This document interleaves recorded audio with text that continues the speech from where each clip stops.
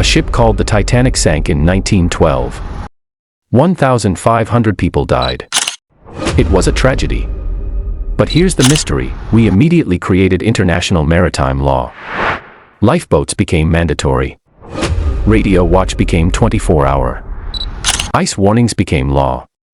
So why, in 2014, did a ferry called the Sewol capsize with almost the same death toll? Didn't we learn from the Titanic? Yes. So why did the ferry have the same problems? Because the people who built the Sewol had never heard of the Titanic. Or didn't care. This pattern repeats everywhere. We solve one disaster. Then the next industry makes the exact same mistake. Or the same industry in a different country makes it again. Or we create a law that works in one country, but 10 other countries ignore it. And the scariest part? The disasters that taught us the most are the ones where we had no warning. Where nobody knew it was coming until people started dying.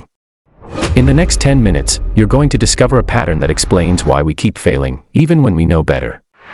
Even when we know better, creates tension. If we know, why are we failing?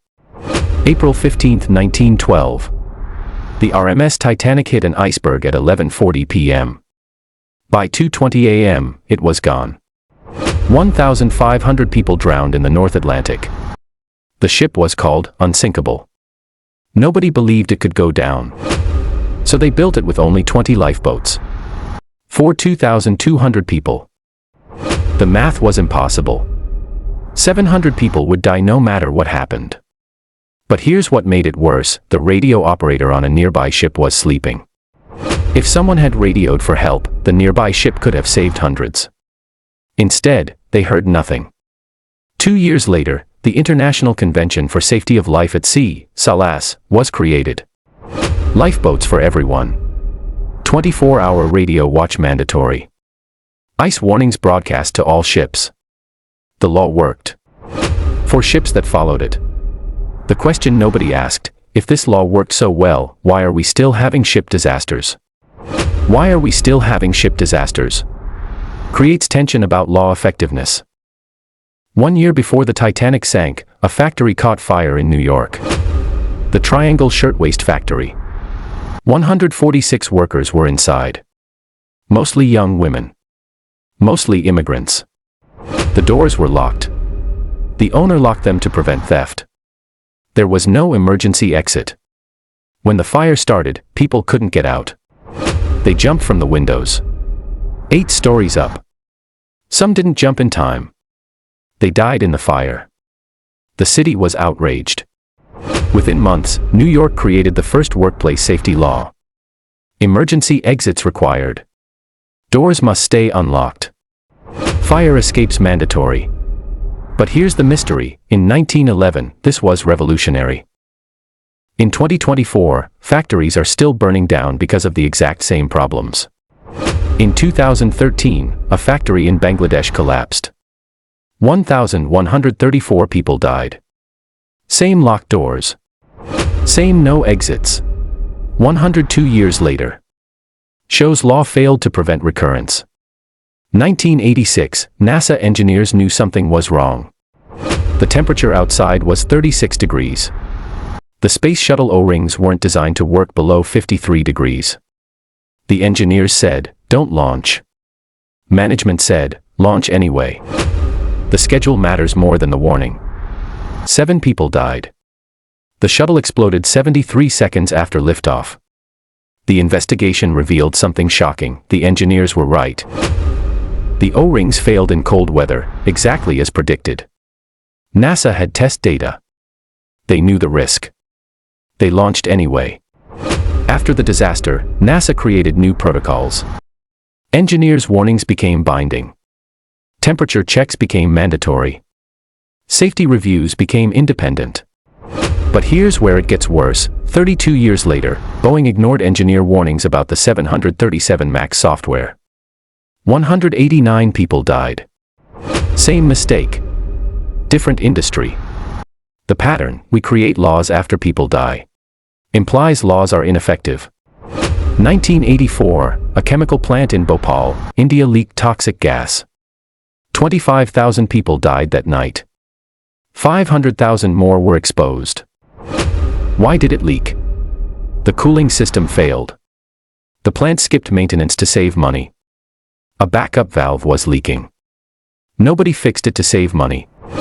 A decision to save $10,000 on maintenance killed 25,000 people. The world created chemical safety laws. Backup systems became mandatory. Inspections became regular. Companies were liable. But 26 years later, Deepwater Horizon oil rig exploded. 11 workers died. The investigation showed the exact same thing. Maintenance was deferred to save money. Safety equipment was ignored to save money. They paid $18 billion in fines. But the CEO didn't go to prison. So the law failed. Not because it didn't exist. Because nobody enforced it. Nobody enforced it. Reveals systemic failure in law enforcement. 2013, a building in Bangladesh started showing cracks. Visible cracks. The same morning, the owner told workers, "Go back inside. Keep working." The building collapsed. 1,134 people died. Mostly young women working in garment factories. The investigation was clear: the concrete was mixed with sand instead of proper materials. Cheap. Quick. Deadly. The building should have been inspected years earlier. After the disaster, Bangladesh created building inspection laws. Structural engineers became required. Mandatory recertification after 40 years. 8 years later, Surfside, Florida. A condo building was 41 years old. Due for inspection. The HOA delayed. The inspection was cursory. The building collapsed. 98 people died. Same problem. 102 years after the Triangle Factory fire. Same locked doors in spirit. Same deferred inspections. Same ignored warnings. The pattern isn't improving. It's repeating. The pattern isn't improving. It's repeating. Suggests laws are failing at fundamental level. 2018, a commercial airplane crashed in Indonesia. 189 people died. The cause, a software system called MCOS that pilots didn't know existed. The system kept pushing the nose down. Pilots couldn't override it. They died fighting a system they didn't know was there. 6 months later, another 737 MAX crashed. Same problem. 157 people dead. Only then did Boeing admit, yes, there's a hidden system. We didn't tell pilots because we wanted to avoid retraining them. Retraining costs money. So we hid it. After the crashes, laws changed. All hidden systems must be disclosed. Pilots must be trained on all automated systems. Manufacturers can't keep secrets. But here's the question: what other hidden systems exist right now? In your car.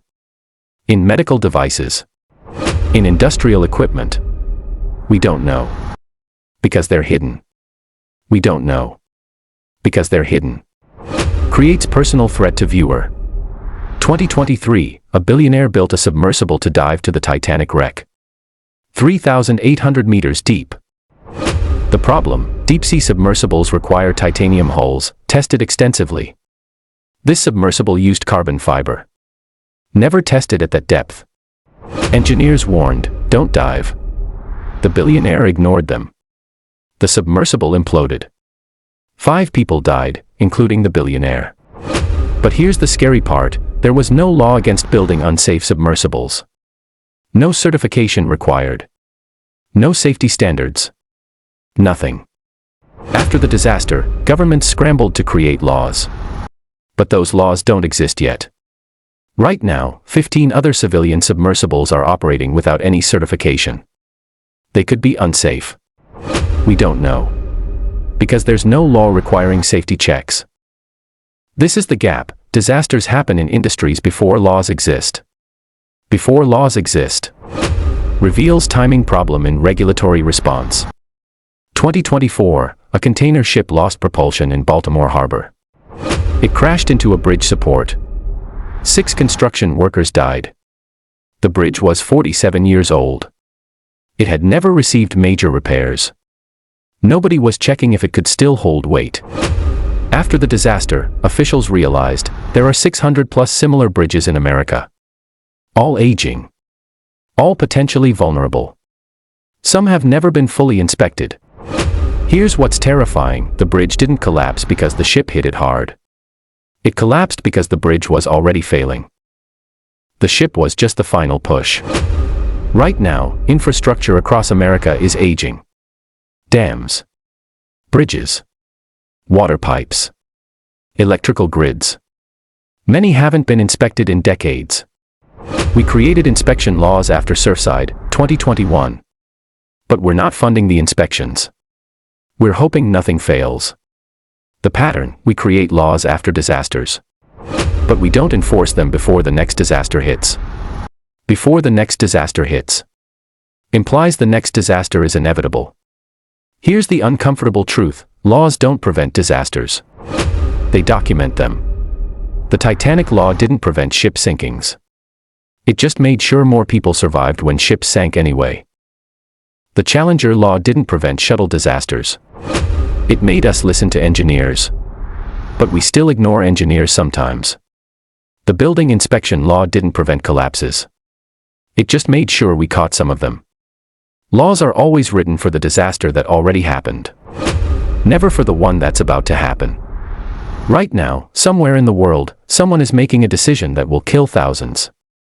They think they're cutting costs. They think they're ahead of schedule. They think the risks are acceptable. They don't know a law is about to be written because of their choice. And that's the pattern we can never break. A pattern we can never break. Ends on helplessness, suggests futility.